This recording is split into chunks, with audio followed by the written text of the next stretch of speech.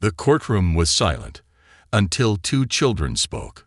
The courtroom was silent, not the respectful kind of silence that filled most courtrooms, but the kind that felt like everyone had forgotten how to breathe. Then came the sound no one expected. Two small voices. "Please, Your Honor, please don't send our daddy away." Everyone turned, and standing there, trembling but defiant, were two little black girls. Identical twins, no older than 8. They wore matching navy blue dresses, the kind you pull from the back of the closet for funerals or court days. Their hair was tied neatly in braids, their eyes wide with fear, but fierce with something more, a desperate kind of courage. The kind children shouldn't have to carry. Gasps echoed through the gallery. One juror dropped his pen. The bailiff stepped forward, unsure whether to intervene. But the judge, Judge William Hart, raised a hand. "Let them speak." And just like that, the whole courtroom froze again. Cameras clicked. Reporters leaned forward. Even the prosecutor, Michael Lansing, shifted uneasily in his seat. The taller twin, Naomi, gripped her sister's hand tighter and stepped forward. "My name is Naomi Cole, and this is my sister Nain," she said, voice shaking like a leaf in a storm. "We didn't mean to be here. We needed to tell the truth, because our daddy didn't do what they said he did, and now they want to take him away forever." Judge Hart's gavel hovered, frozen in his grasp. Forever. That word echoed like a death sentence. A few rows back, Cynthia Morales, the defense attorney, closed her eyes. She hadn't known the girls were here. She hadn't told them to come. But now, there was no stopping it. The courtroom, normally ruled by rules, time limits, and cold legal language, was suddenly ruled by something far more powerful. Grief, truth, and a raw plea for justice. "We were hungry," Naomi continued. "And Daddy didn't have no job. He tried everything. He went to all the job places, but he didn't steal nothing for himself, just food. For us.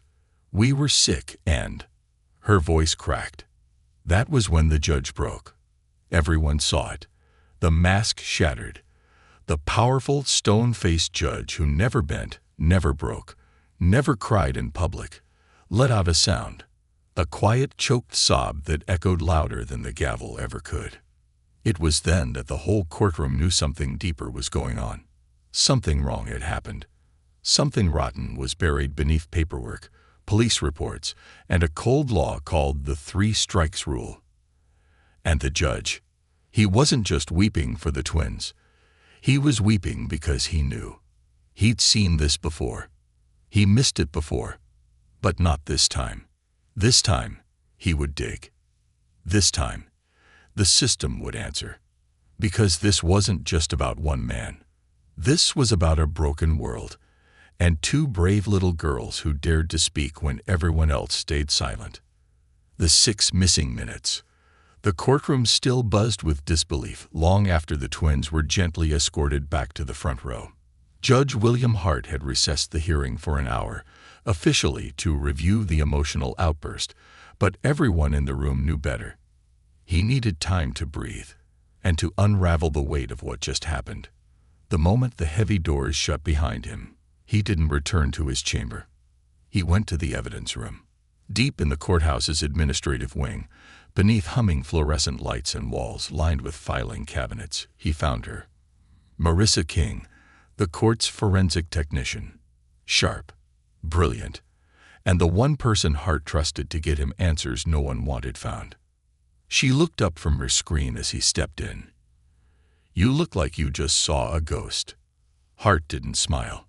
"I need you to pull the surveillance video from the Cole case. The full file. No edits, no compression, and I need a forensic timestamp analysis." Marissa's fingers danced over the keyboard. "Already did that. After your last hearing, something about that case smelled off. Especially the time log on the USB the officer submitted." She hit a final keystroke.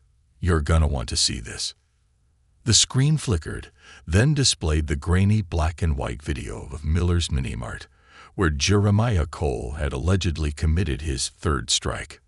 Hart leaned in, every sense sharpened. 11:42 p.m. The store was quiet. Shelves stocked, aisles empty, a sleepy clerk yawning behind the counter. 11:44 p.m. Jeremiah Cole entered the frame. Tall but gaunt, hoodie soaked from rain. He looked like a man running out of choices. Hart whispered, "Pause it." Marissa stopped the video. "Now, watch the timestamp." 11:47 p.m. Then it jumped to 11:53 p.m. A full 6 minutes gone. Erased, like someone wanted the truth edited out. Hart straightened. "Do we have access logs?" Marissa was already ahead of him, flipping through digital sheets. Last access was 3 days after the initial file upload. Guess who touched it? Hart didn't speak. She answered anyway. Officer James Reeves, the arresting officer. A beat passed. The same beat Hart remembered from earlier in the courtroom, when the twin said, "Our daddy didn't do it," and something deep in his chest cracked. "Print it all," he said. "Access logs, audit trails, export timestamps, and burn that footage to a protected disk.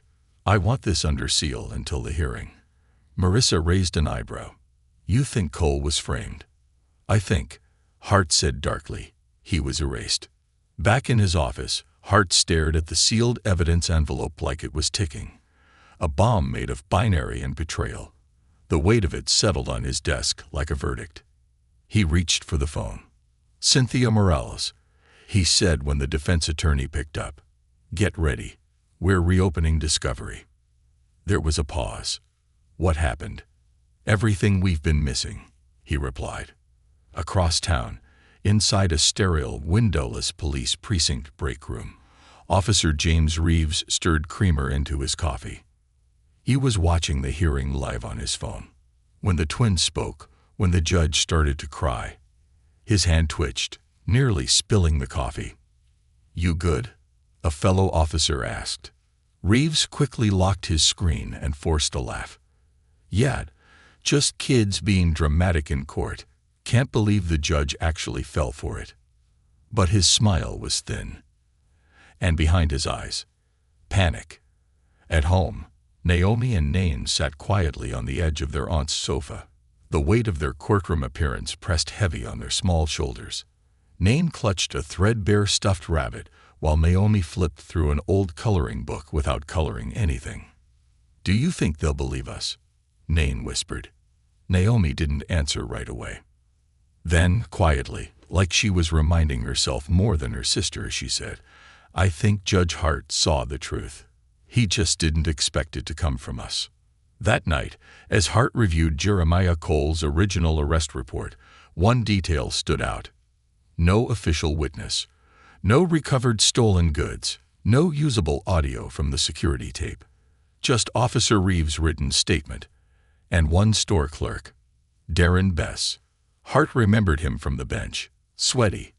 Evasive. Said he'd seen Cole steal. But now, with fresh eyes, Hart saw the man differently. Because a brief line in the HR file Marissa had sent him glowed like a red flag. Employee terminated for falsifying store records. Subject of multiple complaints for racial bias. Hart rubbed his temples. The system hadn't just failed Jeremiah Cole. It had chosen to. At 1:14 a.m., Hart closed the file and opened another. A dusty manila folder from over 30 years ago. His father's case. Falsely accused. Wrongfully imprisoned. Hart had become a judge to stop that from happening to anyone else. But maybe, somewhere along the way, he'd forgotten why he put on the robe. He stared at the photograph of himself as a boy, standing next to a prison visitation glass panel, one hand flat against the glass, looking up at the man on the other side. The same look Naomi had in court, the same silence that followed her words. The next morning, Judge Hart entered the courtroom with fire in his eyes. Cynthia Morales sat ready at the defense table, Naomi and Nain in the front row, dressed in the same blue dresses, holding hands. Jeremiah Cole was brought in wearing shackles, but his eyes, they were different. Less defeated. More alive. Court is now in session. the bailiff called out. Judge Hart didn't waste time. There will be a supplemental evidentiary hearing in 2 days. In the meantime, I am issuing a temporary stay of sentencing and opening an internal review of evidence chain of custody procedures. Gasps rang out. Lansing, the prosecutor, jumped to his feet. Your Honor, this is highly irregular. You may object, Mr. Lansing, Hart said evenly, but you may not stop what's coming. He banged his gavel once. Hard. Solid. Like a warning to the walls themselves. The system pushes back. Rain slit the courthouse steps the next morning as Judge William Hart arrived before sunrise. The city was barely awake, but his mind had already been racing for hours. No robe yet, just a simple gray suit. No guards, just purpose. He had one destination in mind, the city's internal affairs office. And one goal, to find out why Officer James Reeves had access to evidence, days after an arrest. The front desk officer blinked as Hart entered the lobby. Judge Hart, she said, straightening. This early. I need to speak with someone from evidence oversight. Now. He didn't smile. He wasn't here to exchange pleasantries. Inside a glass-walled interview room, Hart sat opposite a weary mid-level officer with a tie askew and paperwork stacked around him. The badge on his chest read, L.T. Phillips. He glanced over the file Hart slid across the table. Is this about that convenience store case? Cole. Hart's eyes didn't blink. Yes, and I want to know how a patrol officer had private access to evidence 3 days after the arrest, without any documentation, warrant, or audit trail signed by a supervising officer. Phillips looked down at the paper trail, then up at Hart. This is bad, he muttered. Real bad. Hart leaned in. I don't want speculation. I want names. Who let him in? The lieutenant sighed, pulling out a separate sheet. This isn't official, but off the record. Reeves's brother-in-law is the assistant director for evidence control. He's got a master key. He's used it before. Hart's jaw clenched. Abuse of power. Cover-up. Manipulated justice. And no one had caught it. Or maybe no one wanted to. Across town, in the cracked and peeling office of attorney Cynthia Morales, the doorbell rang. It was Naomi and Nain, standing with their Aunt Valerie. Valerie's coat was too thin for the cold, and the girls' shoes were worn, but their posture was strong. You said you needed help, Naomi asked softly, voice formal. Cynthia looked down and nodded. I need you to tell me everything. Every time your father was ever arrested, every time you moved homes. Everything. Nain tilted her head. Why? Cynthia sat back on her desk, brushing aside old files.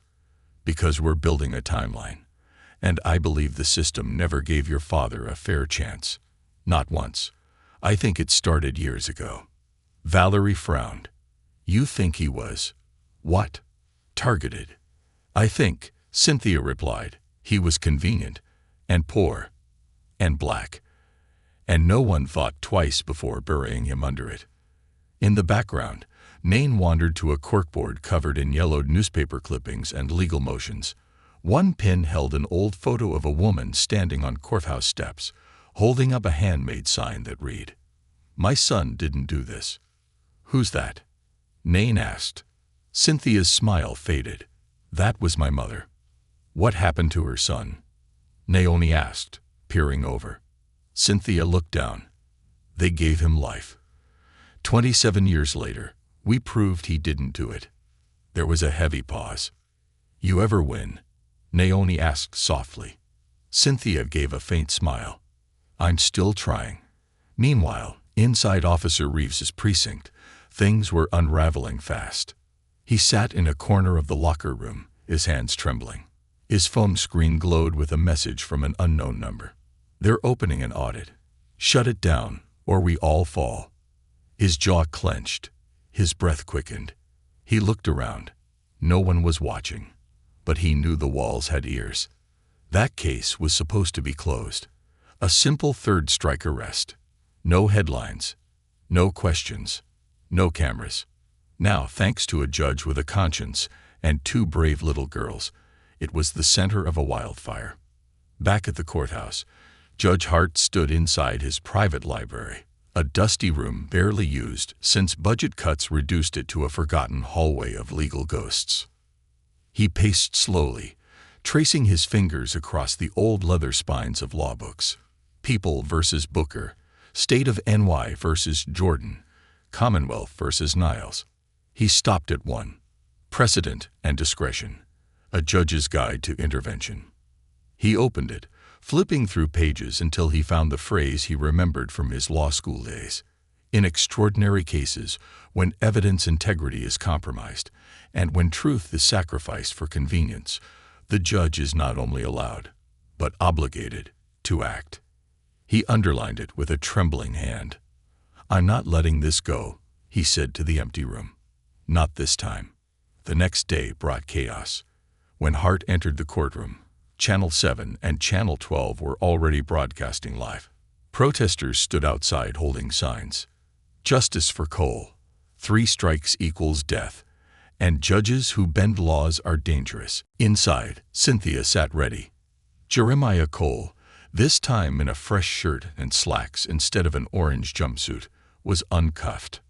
On Hart's orders, Naomi and Nain sat on either side of him, each gripping a hand. But across the aisle, Prosecutor Michael Lansing looked like a shark in a silk suit. He stood. "Your Honor," he said with forced calm, "the state formally objects to this rehearing. The statute does not allow for a judge to overturn sentencing post-verdict. You're violating your oath." Hart didn't flinch. "And yet," he replied, voice razor-sharp, "here we are."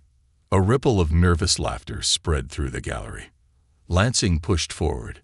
"Even if the evidence was mishandled, it doesn't absolve the defendant. The law—" Hart cut him off. "The law is not a hammer, Mr. Lansing. It's a scalpel, and I will not use it to destroy a man who may be innocent." He turned to the gallery. "I've subpoenaed the head of evidence control. Officer James Reeves will testify. So will Darren Bess, the store clerk." Lansing's face drained of color. "Buckle in, gentlemen," Hart said. "The truth is coming out." 2 hours later, under oath, Officer Reeves sat rigid on the stand. "Did you access the surveillance footage 3 days after the arrest?" Cynthia asked. Reeves hesitated. "I may have reviewed it for clarification." She held up the logs. "You didn't just view it. You copied it, edited it, deleted 6 minutes, and your digital fingerprint is on the file." "I was tampering with evidence," she pressed. "Was that your idea, or did someone ask you to do it?" Judge Hart leaned in. "Answer the question, officer." Reeves swallowed hard. But before he could speak, the door to the courtroom slammed open. Everyone turned. A woman in a tan coat burst in, her voice shaking. "Stop, please. I have something you need to see." Judge Hart stood. "Who are you?" The woman stepped forward. "My name is Sarah Miller. I manage the convenience store." "And Darren Bess was fired 6 months before that night. He didn't work there. He hasn't in a long time." Murmurs exploded. Hart banged the gavel. "Order." But Sarah wasn't done. She walked to the center of the courtroom and pulled a flash drive from her coat. "This is the real footage. I saved it before the cameras were overwritten. Officer Reeves never knew about the backup system. I'm sorry it took me this long." Hart took the drive himself. 5 minutes later, the room was silent as the footage played on the projector. 11:46 p.m. Jeremiah Cole entered. He browsed. Then he pulled out a $10 bill, placed a can of soup and children's cough syrup on the counter, and waited. The clerk, a young Hispanic man, not Bess, took the money and gave him change. No theft, no crime, just a tired father doing what he had to do. Gasps, cries. Naomi covered her mouth. Nain whispered. He told the truth. Jeremiah closed his eyes. Tears slid down his cheeks. Judge Hart stood slowly. No more arguments. No more lies. He looked around the courtroom, then directly at the prosecution table. This case was built on falsified evidence, tampered video, and a fraudulent witness. He turned to Jeremiah. "This court finds you innocent. You are free to go." The gavel struck. But it wasn't just a sound. It was a thunderclap. A bomb. A warning to every corner of the legal system. We're not doing this anymore. As the courtroom erupted, Naomi and Nain flew into their father's arms. Tears, laughter, the sound of freedom. But above the noise, one thought echoed through Hart's mind as he looked out over the chaos. This is only the beginning. They told him to back down, but he refused. The headlines hit by dawn. Judge Freeze accused thief after twins plea. 3 strikes law under fire. Tears in the courtroom. Twin girls shatter sentencing with courage. Hero or heretic. Judge Hart defies mandatory sentencing. The media frenzy descended like vultures on the courthouse. Protesters returned in waves, some with candles and hope, others with bullhorns and fury. Some called him a savior, others a traitor.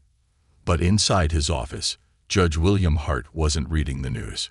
He was reading a letter. Unfolded carefully on his desk, the seal from the State Judicial Review Board stared up at him like a loaded gun. It was a formal ethics complaint, accusing him of bias, of judicial overreach, of allowing personal emotions to interfere with the mandatory execution of the law. Hart closed the letter slowly. He didn't tremble. Not yet. But the weight of it began to settle in his bones. Meanwhile, on the other side of the city, in a small apartment that still smelled of new paint and second-hand furniture, Naomi and Nan Cole helped their father unpack. Jeremiah's prison-issued boots still sat by the door, but now they were beside a pair of sneakers, the kind that bounced, not dragged. A grocery bag rustled on the kitchen table. Soup cans, milk, fresh bread. Nan counted the slices aloud. "Enough for a whole week," she said, wide-eyed. Naomi smiled softly. "We don't have to hide food anymore." Their father didn't speak. He stood by the window, arms crossed, staring out into the sky like it was something he'd never seen before. "Dad?" Naomi asked, walking over. He turned to her slowly. "Do you know what the hardest part was?" Naomi shook her head. It wasn't the hunger, or the cold. It was not being believed. You say the truth 1,000 times, and no one listens. You say it once, and people yawn. But then, his voice cracked. You too said it. And suddenly, the world woke up. He knelt, pulling them both into a tight hug. "You saved me." Back at the courthouse, Judge Hart met with Cynthia Morales behind closed doors. She paced like a woman with a ticking clock in her chest. "They're calling for your resignation, you know." "I figured," Hart said. "They're accusing you of setting a dangerous precedent," she added. "And the governor's office. They want you quiet." Hart poured coffee from a chipped mug. "If that's their plan, they're not paying attention." Cynthia stopped pacing. "You sure about this? Because they will tear you down." "I'm not backing down. Not after what I saw. Not after what I know." Cynthia nodded slowly. "Then it's time to fight." Hart took a breath. "No," he said. "It's time to reveal why this fight matters." That afternoon, Hart requested a private audience with the Judicial Review Board. A rare move, but not illegal. He arrived without a robe, without a briefcase. Just a single file folder under his arm. Inside the mahogany-paneled chamber, 6 senior judges sat on an elevated bench. Their expressions ranged from stoic to scornful. "Judge Hart," the chairman began, "we've reviewed your actions in the Cole case. You knowingly overrode mandatory sentencing statutes. Care to explain?" Hart stepped forward, his voice calm but powerful. "I overrode a system that was broken. I followed my oath, not to the rulebook, but to justice." There was a beat of silence. Then a scoff from one of the older judges. That's a noble sentiment, but laws exist for consistency, not compassion. Hart's eyes didn't waver. Then the law is incomplete. He opened the folder and handed them the original surveillance report, showing the 6-minute deletion, the witness employment file, the metadata analysis, the backup footage. All of it. These weren't errors. These were lies protected by legal procedure. Another judge leaned forward. Why not report the misconduct and let the system correct itself? Hart's voice lowered. Because the system buried this man 3 times and no one blinked. He let that sit. Then he reached into his pocket and pulled out something else. A yellowed photograph of a 12-year-old boy sitting on a bench outside a prison. This was me, he said, the day after my father was sentenced to 25 years for a crime he didn't commit. The judges stared. Hart continued, softer now. I watched my mother age 10 years in one night. I watched my brother throw away his future out of anger. I watched the system shrug. He met their eyes one by one. Don't talk to me about consistency. That's what nearly destroyed my family. I became a judge so I'd never forget that justice has a face. That the people we sentence are not just names on paper. They're fathers, mothers, children. Silence gripped the chamber. Until the chairman spoke again. You're not afraid of losing your seat. Hart exhaled. No. Then what are you afraid of? He looked down for a moment, then said quietly, I'm afraid of doing nothing, when I finally have the power to do something. Outside, reporters swarmed. Hart stepped out into the sea of microphones and flashbulbs. He didn't plan to speak, but when he saw the crowd, Jeremiah Cole among them, with his daughter standing proudly beside him, he changed his mind. He raised his hand. The noise quieted. I was threatened with suspension, called a disgrace, told I undermined the law. He paused, looking out over the crowd. But what I saw in that courtroom was bigger than law. It was truth. And the truth didn't come from evidence folders or prosecutor reports. He looked at Naomi and Nain. It came from 2 little girls brave enough to speak when the adults failed them. Applause erupted. But Hart wasn't done. I won't resign. I won't apologize. And I won't be quiet. He stepped down from the courthouse steps and walked toward the people, toward the very system he'd spent his life trying to fix. That night in the Cole apartment, the lights were low and the warmth was high. The girls giggled in their room, drawing pictures and writing their first ever thank you letter to a judge. Jeremiah sat at the kitchen table, sipping tea. Cynthia arrived with a folder. What's that? He asked. She slid it across. Your expungement paperwork. He stared at it like it was gold, then looked up. Do you think I'll ever really be free? Cynthia hesitated, then said, You already are. He smiled. For the first time in a long, long time, he believed her. A judge with nothing left to lose. The letter arrived by private courier. Not email, not fax, not even through the court's usual internal channels. It came in a black envelope, sealed in red wax, with a monogram Hart hadn't seen in years. The State Judicial Security Council.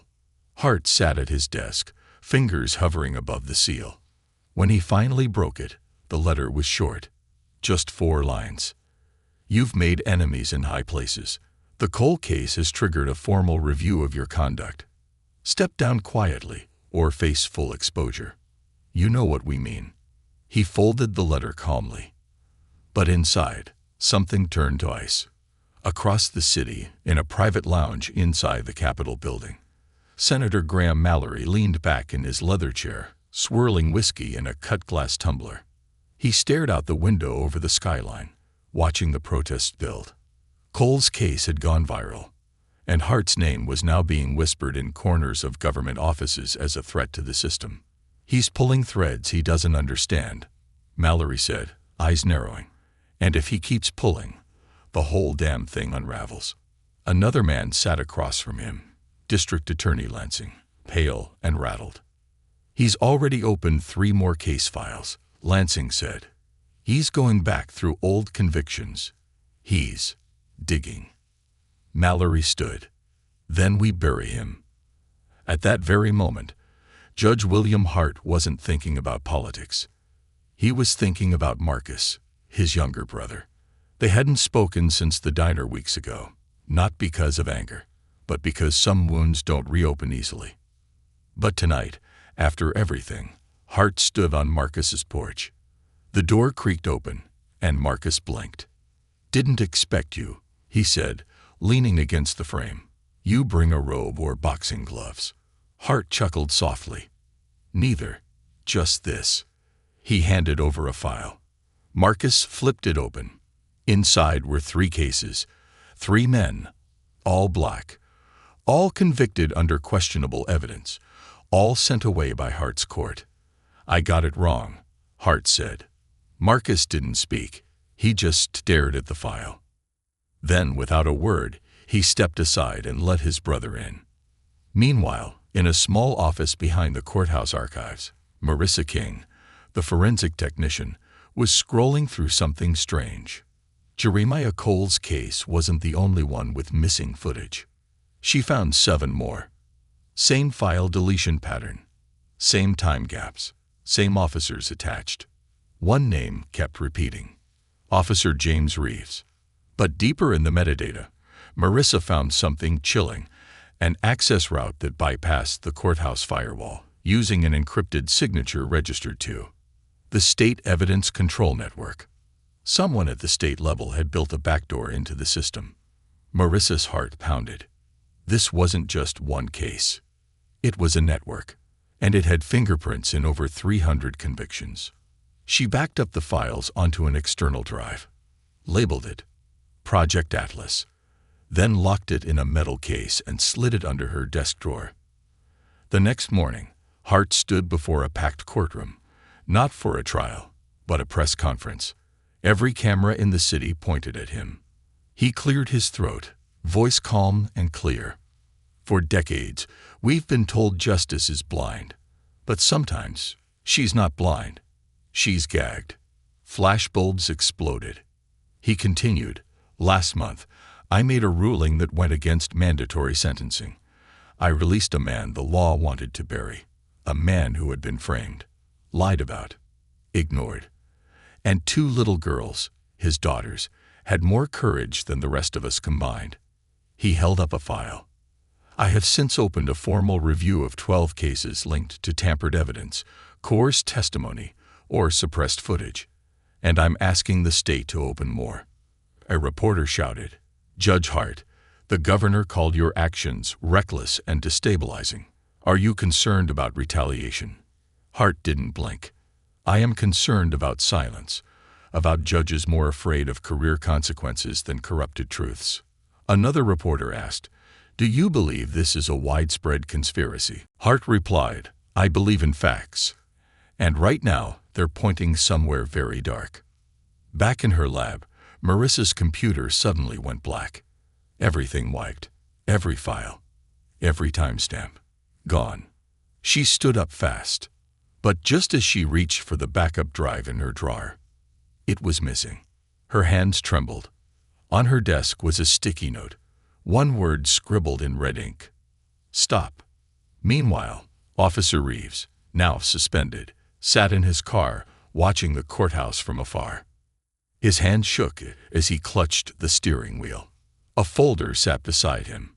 Inside were names, men he'd arrested with shaky evidence. Some guilty. Some, maybe not. His own guilt was now unbearable. A knock on his window made him jump. It was Cynthia Morales. "You need to talk," she said. He opened the door. And for the first time, Officer James Reeves said, "I think I helped send innocent men to prison." That night, as Hart returned home, he found something taped to his front door. An envelope. No name.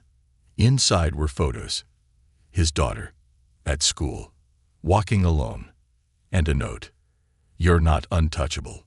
Walk away." Hart's hand clenched the paper until it crumpled. Inside the house, Claire noticed his pale face. "Will, what is it?" He stared at her, then at the ceiling, then at the future he now saw unraveling. And he said only 3 words. They crossed lines. Later that night, in a secure law office in the basement of an old civil rights firm, Hart met with Cynthia, Marissa, and 2 ex-judges who'd once blown whistles and lost everything. They placed a whiteboard on the wall. At the top, 3 words. Who's behind Giss? Underneath, Officer Reeves, D.A. Lansing, Store Clerk Darren Bess, Governor Mallory, State Judicial Security Council, Evidence Control Division, 317 convictions flagged for review. "We need the truth out before they bury it," Marissa said. Cynthia added, "And we need a voice bigger than politics."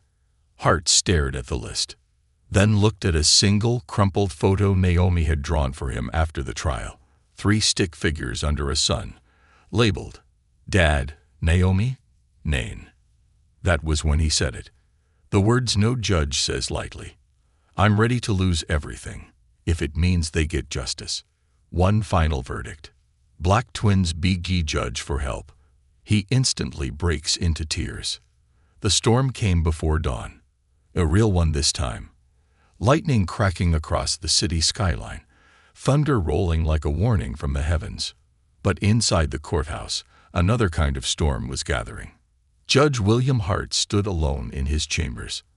Outside, the media waited like wolves. Protesters packed the steps. Armed guards had been assigned to his courtroom. Reporters whispered about sealed indictments, anonymous threats, political knives being sharpened. And still, he stood. His robe hung on the door. A symbol, a weight, a vow.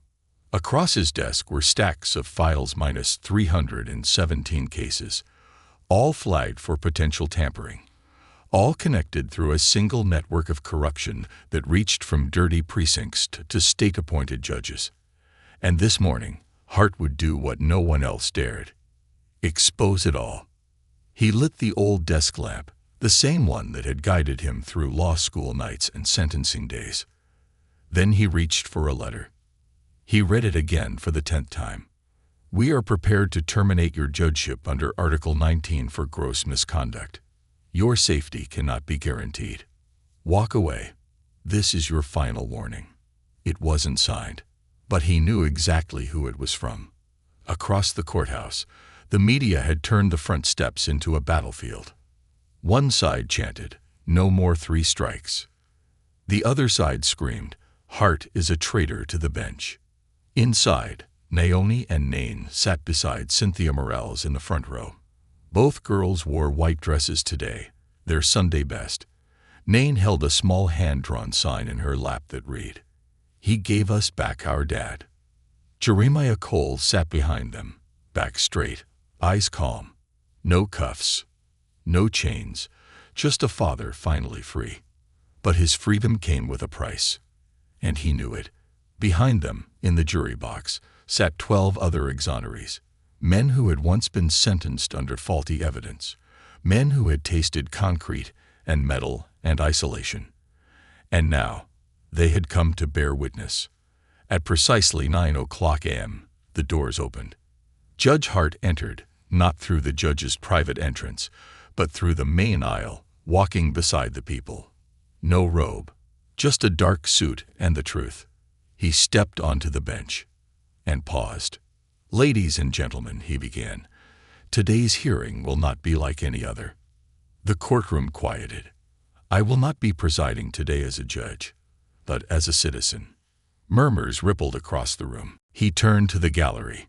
"Because what I'm about to share may cost me my title, but if I keep silent, it will cost this nation its soul." He opened the folder. 3 weeks ago, I ruled against a mandatory sentence that would have buried an innocent man. That ruling triggered threats, investigations, and political pressure. But what I found since then is far worse. He clicked a remote. A projector screen lowered behind him. A flowchart appeared. Names, arrows, connections. The Evidence Control Division. District Attorney Lansing. Officer Reeves. The Judicial Security Council. Over 300 convictions, tied together by a digital backdoor that allowed the deletion of evidence, alteration of video, planting of false timestamps. Gasps. A woman in the back wept. This, Hart said, is not a courtroom failure. This is a deliberate machine of injustice, targeting the poor, the defenseless, and overwhelmingly, men of color. He pointed to the bottom of the chart. And at the base of it all, money. He clicked again.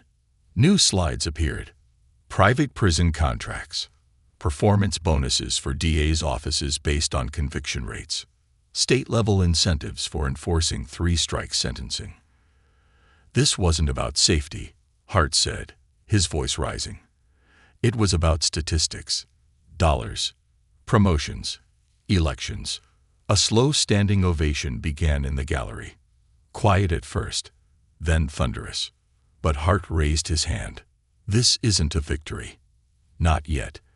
Because they're going to fight back, and they're going to try to bury this again. He reached beneath the bench and pulled out a sealed metal case. This, he said, is the complete data set recovered by forensic technician Marissa King. I am entering it into public record today. Every judge, every name, every manipulated case. Then he paused and smiled gently. Because no child should have to stand in a courtroom and beg for the truth. He turned toward Naomi and Nain. And no father should need a miracle to be heard. The girls smiled through tears. Their sign trembled in Nan's hands. That afternoon, the fallout began. D.A. Lansing was arrested by the FBI. Officer Reeves entered protective custody as a whistleblower. Senator Mallory resigned. An emergency commission was called to review sentencing guidelines statewide. But Judge Hart, he received one final letter. This time, from the governor's office. We owe you an apology. And perhaps the entire nation owes you more than that. He folded it slowly and placed it into a drawer beside his father's prison photograph. A reminder of where he came from. 3 weeks later, Hart stood outside a brand-new community justice center.